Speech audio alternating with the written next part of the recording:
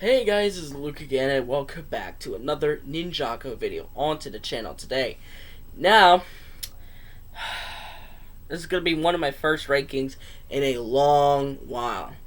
And because I recently finished this episode, in which it was the last one, I'm ready to tackle this. And these are the true potentials. I'm going to rank all 6 true potential. Yes, I said 6. Garmadon doesn't count since there isn't really any hard evidence to suggest that he did or did not unlock his true potential. If you're concerned about this, go watch my friend Daily Warlord's video on has Emperor Garmadon unlocked his true potential. With that in mind, let's get started. And at the very bottom, number 6, sorry, wrong hand, number 6 is Lloyd. Lloyd's true potential is just, what the hell, man. His true potential was pretty much gotten just like that. And with, at least the other true potentials had some sort of build up to it. Lloyd's did too, but not as good as the others. And this just seemed to come from left field so much. And it was also followed up by, poorly done dialogue from Jillian Michaels. I'm sorry, Jillian. I am the ultimate spinjitzu master. Like, no shit, and I don't like the delivery of the lines. Like, so yeah, Lloyd's true potential isn't that great. I'd say it's around a 4 out of a 10, around a 4. It's okay. It just could have been done 10 times better. Number 5 is gonna be Jay's true potential. Now, a lot of people actually like this. This one's just seemingly average. I used to like this true potential quite a lot, but when I rewatched it again, it got worse. Why? Because it just, like Lloyd's, it seemed to come from left field. It seemed to come from just randomness. And the build-up was there, but it wasn't executed to the point where I wanted it to. And I get what they're saying. In a relationship, you gotta be yourself, and we've been in relationships before where we had this happen, but it just wasn't. It was just meh. I just wish it could have had more of a symbolic meaning to it. So I'd say Jay's is like a 6, maybe a 6.5 at the highest out of a 10. It's not terrible, but it's not great. So then we go on to 4. Number 4, Kai's. I recently just watched The Green Ninja once again, and my rankings for this one have slightly improved. It is better than Jay's because it's not coming out of left field, as it had a whole episode of build-up instead of like the last couple of minutes of an episode of build-up. But here's the problem with it. We didn't see it! Now, if you're thinking, what about when he explodes out of a volcano? That's not what I meant. I meant we didn't see the actual build-up to the actual formation of the true potential, like Zane's or Jay's. We didn't see the formation of it from when they were like, and all of a sudden they're like light, pretty much. We didn't see that. It was just like, 1 second he's there, and 1 second he's exploding out of a volcano, and we pretty much witnessed the dying stages of his true potential, and not seeing the whole actual true potential in action.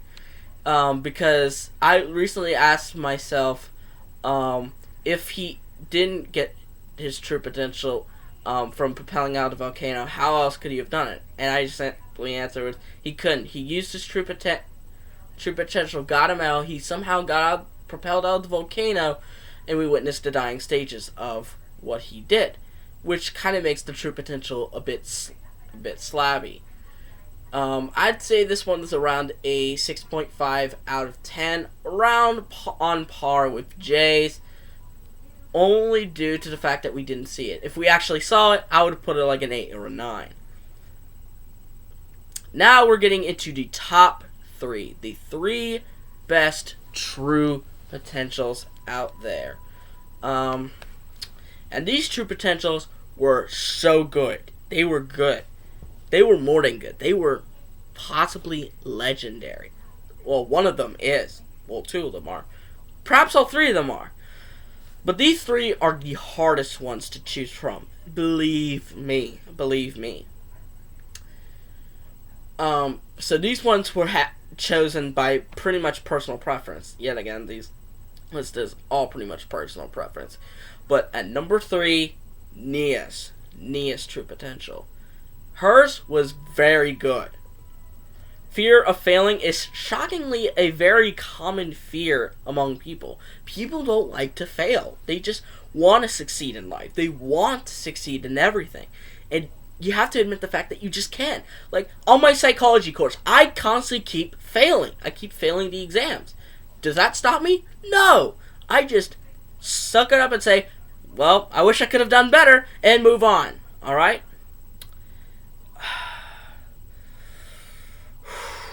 So, yeah.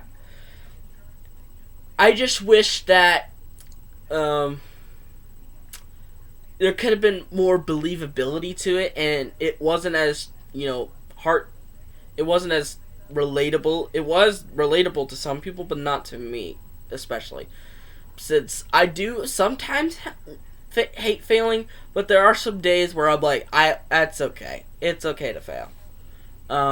So this one didn't really get to the relatability, but it did pull on my heartstrings. And these 2, pretty much dead ass even. But at number 2, we have Cole's true potential. His, oh my god, I love this.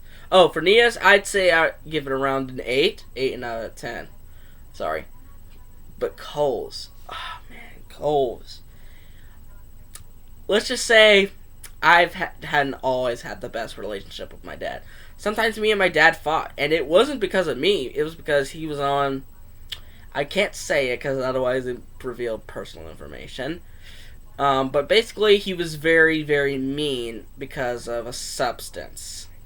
I'll let you guess from there on what that substance is. But basically, we just fought a lot, but we reconnected with our relationship over time, and overall, we've had a pretty good relationship ever since. And I feel the same way when it comes to Cole's. His relationship at that moment just felt like it stagnated. Something went wrong, and we didn't know what. And I felt the drama when Lou said, I am not going to, something about like, I am not going to support a son who thinks stealing is right. And I'm not going to let you or anyone else tarnish our family's legacy. I think that's what he said. So, pretty much, yeah. Relatability with this one was very high. And I just love this one. My only issue is that it's sort of gotten given away. I wanted the true potentials to be unpredictable, just not kind of plain obvious. So my only issue is that the scythe sort of gave it away when it was starting to glow. If they didn't show that, then it would have been given a perfect 10. But I'll give it a 9 out of a 10. Which is pretty much perfect, except for that one little scene that gave it away. But this one's expected. At the very top of the list, the best true potential of all time, Zane's. How could I not put Zane's at number 1?